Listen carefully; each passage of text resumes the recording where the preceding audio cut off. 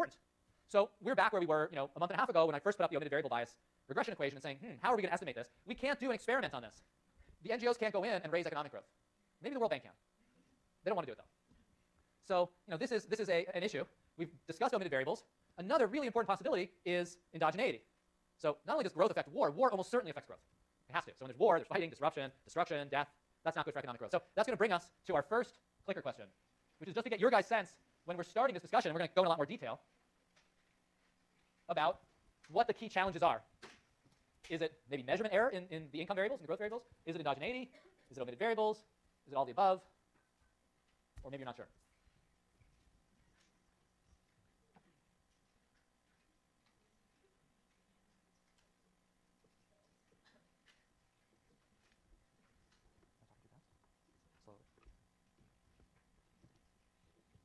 All right. Let's take a look at your guys' views. A lot of people put D, which is sort of maybe what I was pointing towards, but B and C are also very plausible. You can make the case for either.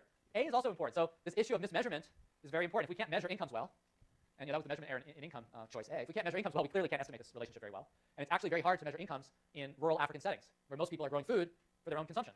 So there's no paychecks, there's no wage forms, there's no tax returns. It's very challenging. So actually, all of these are plausible answers. Okay, so let's go through these in some more detail. What are some of these main concerns and exactly why? So I mentioned endogeneity. I think this is just obviously important. Civil war, the war in Iraq or civil war in Colombia or the war in the Democratic Republic of Congo kills people, displaces people, destroys roads, destroys schools, deters investment, and on and on. It cannot be good for growth. Just to illustrate this kind of graphically, I've just plotted out. You guys have seen that top plot before, the African average of per capita income over time. We went over that in the first week of the course. The bottom plot is the relationship for Sierra Leone. So you'll see a couple differences between the African average and Sierra Leone. First of all, Sierra Leone's poorer than average for Africa. In fact, at the start of Sierra Leone's civil war, here, in that UNDP index, the Human Development Index, it was second to lowest in the world. So it was starting from a very low point. You'll see here that from the mid-90s on into 2000, when the rest of Africa experienced the growth rebound we've been talking about this term, Sierra Leone didn't. Sierra Leone had a brutal war. At least 50,000 civilians were killed. At least 1 million were displaced. And when the rest of Africa was starting to recover, per capita income in Sierra Leone fell 40%. And it was already basically the poorest country in the world. So just an unbelievable drop. Now, since then, it's recovered somewhat, but it has a long, long way to go. So when you think about the lost, not just the lost lives and the brutality and the suffering, but just the lost income, earnings, consumption, nutrition, it's huge. It's huge here. So we're not talking about a war affecting income by a few percent. Our Great Recession led to a drop of a few percent in US GDP per capita. A few percent, and it was a cataclysmic event for us. 3%. Sierra Leone, 40%. And they were already the poorest country in the world. So war is serious, really serious economically and devastating. Okay, so the endogeneity explanation is very important. The other one that's very important is omitted variables. So the omitted variables you guys have raised are all very important. I think one very concrete type of omitted variable or set of omitted variables that could affect both growth and civil conflict are institutional variables. So democracy was measured, property rights protection, sort of the strength of the legal system. All those kinds of things, political, legal institutions, are going to affect the economy and really are going to affect the nature of politics in the country. So it could affect the risk of civil war. But as you guys said, there could be many others. People mentioned demographic factors. Demography affects growth, and demography may affect conflict risk. If we're not controlling for that stuff, we may be in trouble. Okay, so we should probably just give up, not try to estimate this relationship, but we're going to try our best. And in particular, we're going to talk about an instrumental variable method to do this. And I think the goal of the rest of the lecture today is to lay out what this method does and to be very clear-eyed about the strengths and the weaknesses of this method. With randomized experiments, there definitely are limitations. We talked about external validity, some other things. But there are fewer obvious weaknesses with that approach. Here, there are going to be 3 or 4 assumptions we need to make this plausible. So that's sort of like the trajectory of this term. We started with experiments. Regression discontinuity had a few more assumptions. Difference in differences has a few more assumptions. Instrumental variables have a few more assumptions. But if we want to make progress on this issue, we can't rely on a randomized experiment. We can't rely on regression discontinuity. We need to do something different. So we're going to try to do the best we can. So this is how we're going to do it. We're going to focus on variation that may not be a randomized experiment, but maybe something close. It's going to be a natural experiment. We're going to be thinking about weather and climate as a natural experiment. And by natural experiment, I mean variation that's not caused directly by something going on the ground in Sierra Leone. Something that's external to that system. Yes, global climate is affected by people. We pollute, the world warms, there's climate change. But global climate above Sierra Leone, the weather, the temperature, the precipitation above Sierra Leone in 1 year is not affected by what's going on the ground in Sierra Leone that year. That's why it's a natural experiment. It's exogenous. It's outside the system. Why is weather a good thing to look at in this case? Well, weather's a very good source of variation to look at because weather matters so much for African economies. African economies are overwhelmingly agricultural, and as we talked about, there's very little irrigation. Most African farmers rely on rain-fed agriculture. When the rains are good, their crops are good, their incomes are good. When the rains are bad, there's a drought, their crops fail, they're much poorer. So that natural experiment of weather also turns out potentially, and that's what we'll discuss today, potentially to be a natural experiment for income. Can we use year-to-year variation in weather to give us something that almost looks like a randomized experiment for high-income years and low-income years? That's the goal, and that's what instrumental variables will allow us to do, and you can decide for yourself if you think it makes sense. Okay, so this is what we're going to do. We're going to take advantage of this link, say, between drought or bad rainfall and incomes, and then see if we can understand this relationship enough to figure out the link between incomes and violence. In instrumental variable terms, this first link between weather and income is called the first stage. in instrumental variable terms, this second link between incomes and violence is called, any guesses? Second stage. So that was logical for once by the econometricians. So this is the first stage. This is the second stage. I think a lot of you have studied instrumental variables, so you're familiar with these terms. But for people who haven't, this is something that makes this makes sense. Let me pause. What are thoughts on this setup? And also, if you studied instrumental variables in your econometrics class, is this how it was explained to you? Something like this. The first stage link with exogenous variations help us explain the second stage connection. Okay. Yeah, Michelle. Yeah. Exactly. So to even get started, the first thing we're going to do is we're going to have to show there's a first stage link. If there's no first stage link, there's nothing to study with this setup. That's going to be the first thing we'll do is establish that. And then we have some more work to do to show that this is a good IV approach. That's right. The first thing we have to do is show the link between weather and income in Africa. Yeah.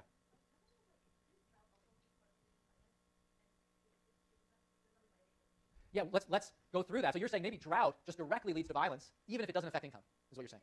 Yeah, and that's, you put your finger on a critical assumption in this whole chain, and in a few slides we're going to come to exactly the assumption we need to make for this to be valid, and you're putting your finger on a very plausible violation. So this is why we're going to have to make assumptions. You're putting your finger on one of the most plausible violations of it. There was another hand up.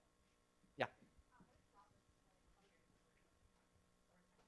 Yeah, so what if drought didn't directly affect violence, but affected other things that maybe affected violence? Okay, you guys have put your fingers on two types of violations of IV assumptions, and we're going to get to them and go through them, and we're going to go through a whole list. There's going to be a clicker question in a few slides, so perfect. Okay. So let me talk about, I ran out of batteries. Okay, see how quickly I can change it. It's like contest. Every week it runs out of batteries.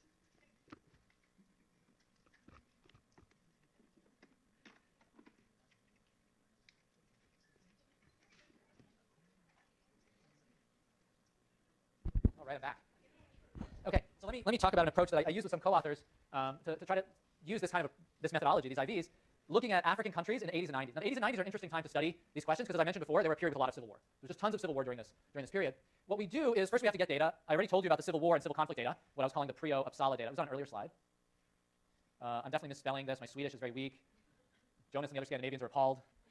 But there's either two P's, two S's, or two L's. Okay. So we have that data for conflict, but we also need rainfall data. Did I spell it right? Just tell me the truth, Jonas. Is it double P? You think it's right? Okay, good. He's just being nice to me. We need rainfall data, and it turns out here we also run into challenges with African data. So in most countries, the government collects meteorological data. They have weather stations all over the country, and it's all fed back into a central meteorological authority that publishes weather data. But many African countries during this period did not have active weather stations. The governments were not functioning well enough even to basically have that basic function, particularly in countries in the midst of conflict. So this is like a double whammy. Countries in the midst of conflict had even more data problems than other countries. So we rely on satellite data, and the good thing is starting basically in the late 70s, there was very good weather satellite data, quite good weather satellite data. So we use these estimates from what's called GPCP data, which combines whatever local data we have from weather stations with the satellite data to give us estimates of what rainfall patterns look like in Africa for each 10-day period over this whole year. So a local estimate for a 10-day period over a couple decades. And this is what some of the raw data looks like, where the dark colors show more intense rainfall, and each of those little dots are little pixels, which are a data point for a 10-day period. So what we do is we average that up for the different countries, say year by year, to get a sense of how much rainfall did they get in that year.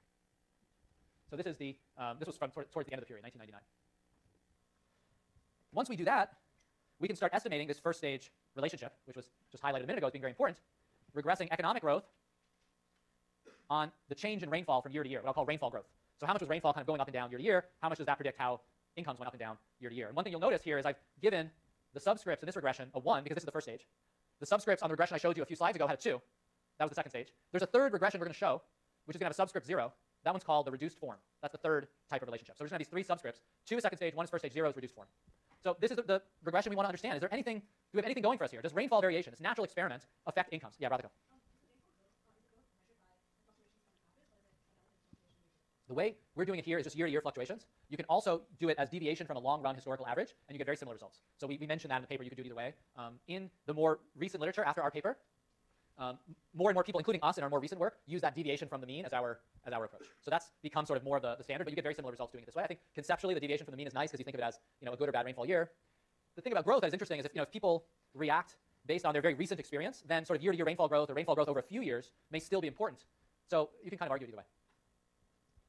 Okay, so the question is, what does B1 look like?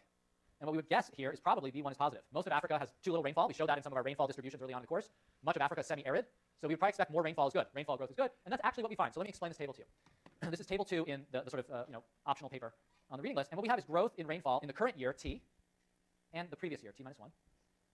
And we include both of those because they could both matter. So the harvest year in many countries, and the harvest period, the sort of growing period, the harvest period may span multiple months. It very often cuts across years. So for instance, in parts of Kenya, which we've talked about, people plant at the end of a calendar year and then harvest in the springtime of the next calendar year. So actually the rainfall in November or December of the previous year could matter, not just the rainfall in the harvest year. So in general, having the lagged year makes sense, and we'll see that the lagged year, last year, has a lot of predictive power. So let's just focus on the first column. All the columns give basically the same result.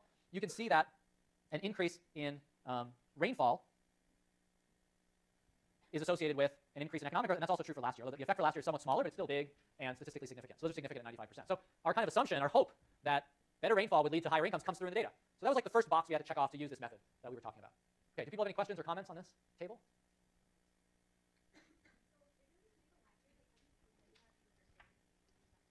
We do include it, but we have to sacrifice a year of the data.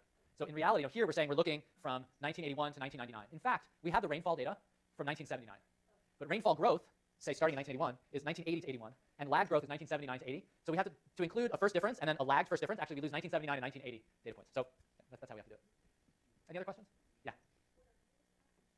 Yeah, okay. I was debating beforehand how much to go into this. So I'm not going to put it on the regression slide. So let me explain it in words, which is, it's a bit related to Radhika's question about deviation from long-run average. A country fixed effect is a dummy variable for that country in the regression. So that seems kind of innocuous, like, okay, you put in a dummy for the country. But what that does is it establishes what the average level of the outcome variable is for that country. That's what the country fixed effect is picking up. So everything you're estimating in your regression is effectively a deviation from the country average once you do that. And that's very attractive to do because then you actually capture a lot more of the variation across countries with these country fixed effects. Sudan is different than Botswana. Botswana is different than Senegal. The country fixed effect means, yeah, they may just have different baseline conflict risk, and the country fixed effect controls for it. In this paper, in a lot of the analysis, we have those country fixed effects in there. I'm not going to emphasize them here today because I want to make sure we really understand instrumental variables first, and then we can kind of build onto that with country fixed effects. But the best way to think of country fixed effects is it's capturing a lot of country characteristics in that indicator. Now, what's reassuring for us here is when you add in the country fixed effects, the estimates on rainfall and lag rainfall are very stable actually here. So our instrumental variable approach works basically with or without the country fixed effects. It's not sensitive to it. The real innovation of this paper is the instrumental variable approach. So that's what I'll focus on. Either way, with or without country fixed effects, you get the same answer basically here. Yeah. So I'm not showing them here, but in the full tables for this paper, when we don't have the country fixed effects, we control for a whole set of country variables. Country income levels at baseline, country democracy, country resources, country oil, all the stuff you guys were saying. I mean, like almost every single one you guys said that are the plausible explanations, we control for. Now, when we have the country fixed effect in there, you don't have to control for all those variables necessarily because you're already capturing the country average. Okay, so let me, one thing that may help you guys make sense of the fact that this approach works with and without controls, with and without the country fixed effects is, do you remember in the first problem set, you could run the regression with and without those extra control variables? And you get kind of more or less the same effect. You would hope with a randomized experiment, say, that whether or not you control for various different variables, you get more or less the same result because your treatment, your randomized experiment, shouldn't be related to those variables. It's an experiment. It's randomized. With a natural experiment, it's also kind of nice that you get a similar answer with and without controls in the exact same way. It's saying there's this source of exogenous variation. Whether I include these controls or not doesn't really change the answer much. And that's sort of what this table is saying, is that this year-to-year rainfall variation is like a good natural experiment. Yeah. Yeah.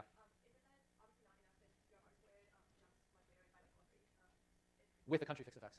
Yeah, so in most of this analysis in the research, there's less focus on the R squared. And I think to some extent the R squared is telling us, yes, there are lots of factors that drive conflict. Maybe it's just very hard to control for lots of them.